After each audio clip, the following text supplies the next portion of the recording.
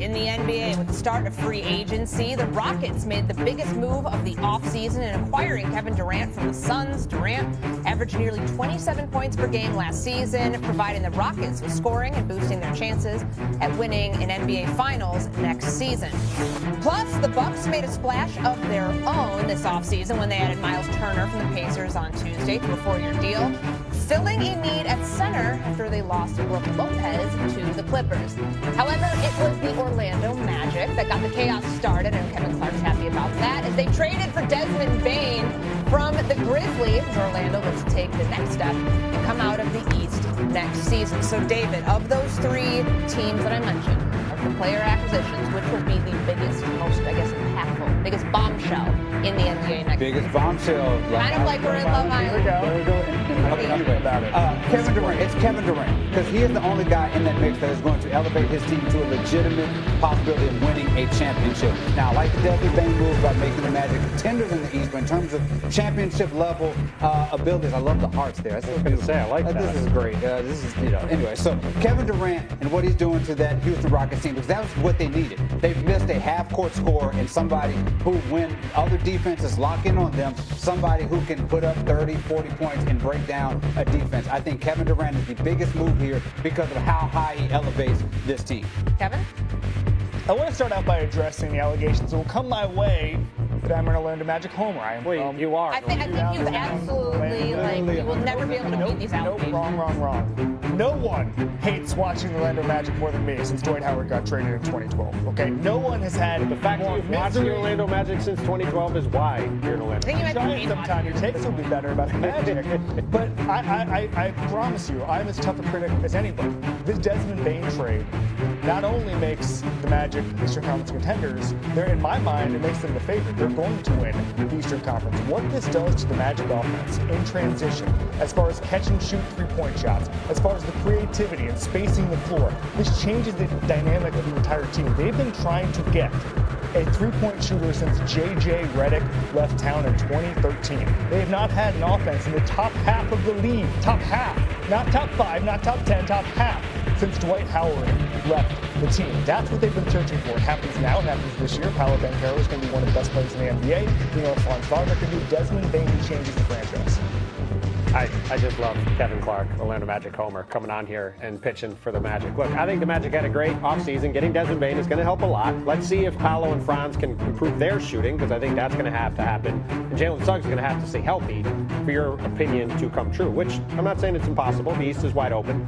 I, though, am going to say Miles Turner going to the Bucks for a couple of reasons. One, if Miles Turner going to the Bucks keeps Giannis Antetokounmpo, that will be the biggest move of this offseason, because it will take him off the board from going to a Houston or to some other team where he would obviously be a guy who could swing the championship picture. And the other thing is, by taking him away from the Indiana Pacers, to me, it takes the Pacers out of the mix. Obviously, they were out of the mix this year with Tyrese Halliburton hurt. But it really takes the Pacers out of the mix of continuing this run when Halliburton is back that we saw them go on over the past several weeks. Turner is a critical part of what allowed the Pacers to get to the NBA Finals. Taking them out of the mix for the next couple of years opens up Kevin's Orlando Magic, to me, to be a team that could take their place as a team that's going to be in the top 2 or 3 in the East going forward. So for that reason, I will say for him impacting multiple teams at once, taking Giannis off the board, I'll go Miles Turner. Big if there. If Miles Turner is enough to keep Giannis Antetokounmpo. Yeah, if that doesn't happen, then I'll be wrong. Yeah. But as of right now, you're saying you're right. Well, I'm going with David. I'm saying that we're right talking about the Houston Rockets. It's the team that won the offseason so far. They know what they had to do to contend with the Oklahoma City Thunder. And what was the conversation like? I remember when we were doing First Take in April, right before the playoffs started. Nobody was buying the Rockets as a 2 seed. They were the inexperienced kids that were going into this just shooting for the moon, going against the Golden State Warriors. They have that experience now. They have front court, not only in starting level play, they have depth. But Kevin Durant takes this team to a completely different level. You have an elite scorer. Most importantly, you have an elite closer in all of that, which I think is the most important thing that the Houston Rockets did not have in that 7-game series against the Golden State Warriors in the first round. And to see him bring himself here, is this his last stop? Who knows? He's in his mid to late 30s, played 17 seasons so far in the NBA. We'll see if this yields a championship for him after the last 5 seasons. But on this note, after playing 17 seasons, KD is still going strong. He averaged 27 points last season. Now he's hoping to take the Houston Rockets to that same level, keep up the same scoring pace.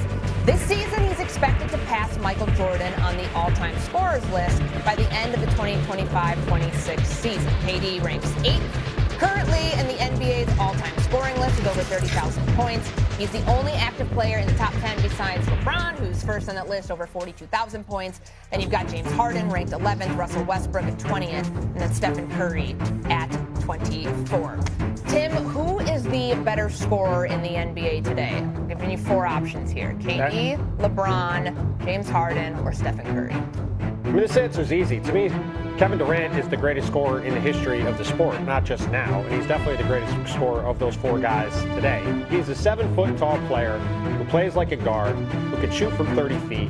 He's one of the most, if not the most efficient jump shooter in the history of the league. He's a metronomic 50-40 guy over the course of his career. And when you combine his size, I mean, you see the jump shot here. There's been nobody ever that we've seen can have the combination of skills and ability that Kevin Durant has. I mean, the only thing you could arguably question him over the course of his career is that he didn't shoot enough, because he's been a guy that's been very content to be somewhere in the high 20s, averaging topping up around 30 in his career. If he wanted to have a Kobe Bryant 2005 season and score 35, 36 points, he could easily do that. But he's never really pushed himself to be that kind of player. He'd rather operate within the offense and get himself 28 points on 50-40 shooting. It's why, to your point before, Courtney, he is going to be such a great fit in Houston, because he's replacing Jalen Green, who is a wildly inefficient, not very good lead scorer. And now they replace him with Kevin Durant. It's a big part of why the Rockets are going to be a team that is truly a contender this year in the Western Conference. And yeah, I think KD is not only the best of those 4 scorers right now, I truly think he's the greatest scorer from his combination of skills that we've ever seen in the sport of basketball. Kevin? I'm not going to be Magic Homer and go off menu with Paolo Banchero, just to cut that off. Well, it wasn't on the list anyway. I could have done it. I could have not have been qualified. I'm going KD here. He's getting better at some things, okay? Last year was his 3rd highest effective field goal percentage, 2nd best 3-point percentage of his career. Everything Tim said is correct, which is a great rebound because the Miles Turner point was so terrible on the last segment. But this, he's just, in some cases getting better. He's going to be part of a championship contender, which I'm not sure you can say for a lot of these guys. He's going to be at the forefront of the sport next year, even at his advanced age. I love him. All right, a few days ago, I did David's A-list. It was the best list I think we ever had on First Take. Yeah. And I had Kevin Durant as the 2nd best scorer of all time, right? The accolades, the years and all that. But for this year, 1 year, Wardell Stephen Curry. What school to go to, David College? Wardell Stephen Curry is the best scorer that we have right now. Look at the defense that he has up against on a night-to-night basis. They are double-teaming this dude at half court every time he touches the ball, and yet and still, he is a destroyer of defenses. He went up there against that Houston Rockets team, which is one of the best defenses in the league, which was equipped specifically to